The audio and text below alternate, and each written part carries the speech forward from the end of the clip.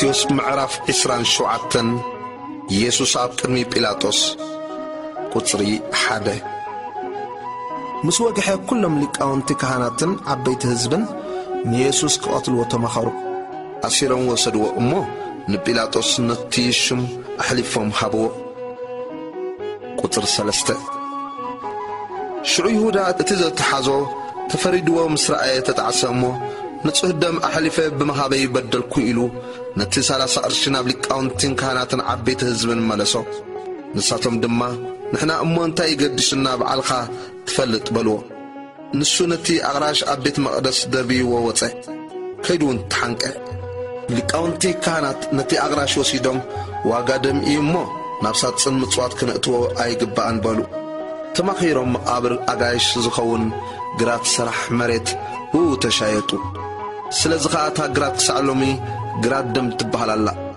እቲ ብነቢ ኤርምያስ ዋጋ እቲ ደቂ እስራኤል ዝገምገምዎ ገምጋም 30 ቅርሺ ወሰዱ ከምቲ እግዚአብሔር ዝኣዘዘን ንግራት ስራሕ መሬቱን ሃቦ ተባሃለ ሽዑ ተፈጸመ ኢየሱስን ጲላጦስን ቁጽሪ 11 ኢየሱስ ኣብ ቅድሚ ትሹም ደው በለ ትሹም ከዓ ንስኻ ዶ ንጉስ ኣይሁድ ኢኻ ኢሉ ሓተቶ ኢየሱስ ድማ ንስኻ እኳ ትብል ኣለኻ በሎ ሊቃውንቲ ካህናትን ዓበይትን ክኸስዎ ከለዉ ንሱሕ ብሕም ኢሉ ኣይመለሰን ሽዑ ጲላጦስ ብኽንደይ ነገር ይምስክሩልካ ከም ዘለዉ ዶ ኣይትሰምዕን ኢኻ በሎ እቲ ሽም ብዙሕ ክሳዕ ዝግረም ንሱ ሓንቲ ቃል እኳ ኣይመለሰን እቲ ሽም ነቶም ህዝቢ በብበዓል ዝደለይዎ ሓደ እሱር ክፈትሓሎም ከዓ ንቡር ነበሮም ሽዑ ባርባን ዝበሃል ውሩይ ተኣሲሩ ነበረ ተኣኪቦም ከለዉ ጲላጦስን ኢየሱስ ብቕናት ኣሕሊፎም ከም ዝሃብዎ ፈሊጡ ነበረ እሞ ንመን ክፈትሓልኩም ትፈቱ ንባርባን ዶ ወይስ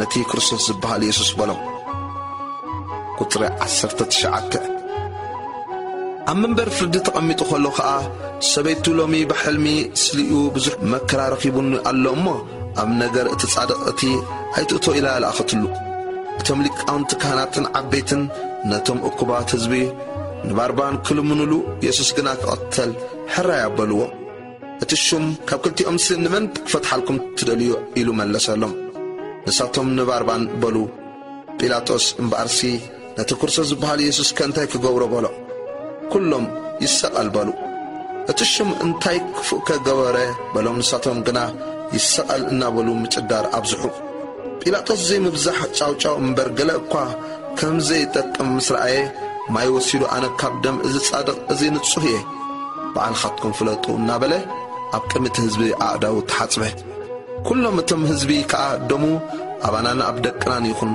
ኢሎም መለስሉ ሽዑ ንባርባን ፈትሓሎም ኢየሱስ ግና ገሪፉ ክስቀል ኣሕሊፉ ሃቦም ኣኽሊል እሾኽ ብለግፂ ከም ዝደፍኡሉ ቁጽሪ 27 ድሕርዚ ዓቀይቲ ትሹም ንኢየሱስ ናብ ኣዳራሽ ፍርዲ ኣእተውዎ ንብዘሎ ጭፍራውን ናብኡ ኣከቡ ክዳኑ ቀንጢጦም ከዓ ቀይሕ ባርኖስ ከደንዎ ካብ እሾኽ ኣኽሊል ተኒጎም ኣብ ርእሱ ደፍኡሉ ኣብ የማናይ ኢዱ ዘንጊ ኣትሒዞም ከዓ ኣብ ቅድሚኡ እናተደፍኡ ወንጉስ ኣይሁድ ከመይኻ ኢሎም ኣላገጽሉ ጡፉን በልሉ እቲ ዘንጊ ኣግዲፎም ከዓ ርእሱ ወቕዕዎ ምስ ኣላገጽሉ ነቲ ባርኖስ ቀንጢጦም ክዳኑ ኸደንዎ ክሰቕልዎውን ወሰድዎ ኢየሱስ ኣብ ቀራንዮ ከም ዝተሰቕለ ቁጽሪ 32 ምስ ወፁ ስምዖን ዝብልዎ ቀሬናዊ ሰብኣይ ረኸቡ ኖ መስቀል ክጸውር ብግድ በልዎ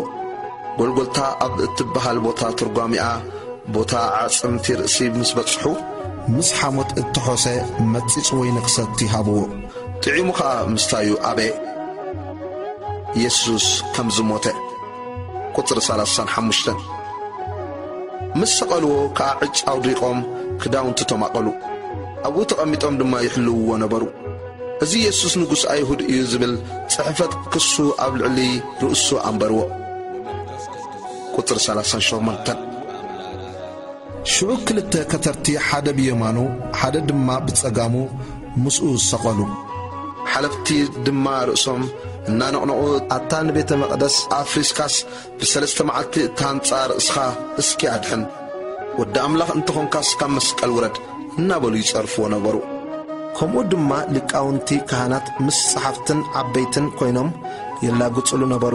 ከምዚ ኢሎም ንኻልኦት ኣድሓኖም ርእሱ ግና ከድሕና ኣይከኣለን። ንጉስ እስራኤል እንተኾይኑስ ሕጂ ካብ መስቀል ይውረድ። ንሕና ኸኣ ብኡ ክንኣምን። ብኣምላኽ ተኣሚኑ እዩ ድማ ወዲ ኣምላኽ እየ ኢሉ ኣሎ እሞ ሰሚርዎ እንተኾይኑስ ሕጂ የድሕኖ። እቶም ምስኡ ተሰቕሉ ከተርትውን ከምኡ እናበሉ ይጸርፍዎ ነበሩ። ቁጽሪ 45 ካብ 6 ሰዓት ጀሚሩ ክሳዕ 9 ሰዓት ከዓ ብዘሎ ምድሪ ጸልመተ። ብታስዒት ሰዓት ኢየሱስ ኤሎሄ ኤሎሄ ላማ ሰበቅታኒ ኢሉ ብዓብይ ድምፂ ጨርሐ።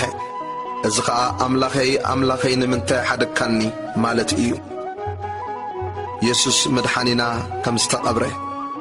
ቁጽሪ 47 ካብቶም ኣብኡ ደው ዝበሉ ሰሚዖም እዝስ ንኤልያስ ይጽውዖ ኣሎ በሉ። ሽዑ ሓደ ኸባታቶም ጐይዩ ሰፍነግ ኣልዒሉ መጺጽ መሊኡ ብዘንጊ ገይሩ ኣስተዮ። ካልኦት ድማ ኤልያስ መጺኡ ዘድሕኖ እንተኾይኑስ ክንርኢ ትደግዎ በሉ።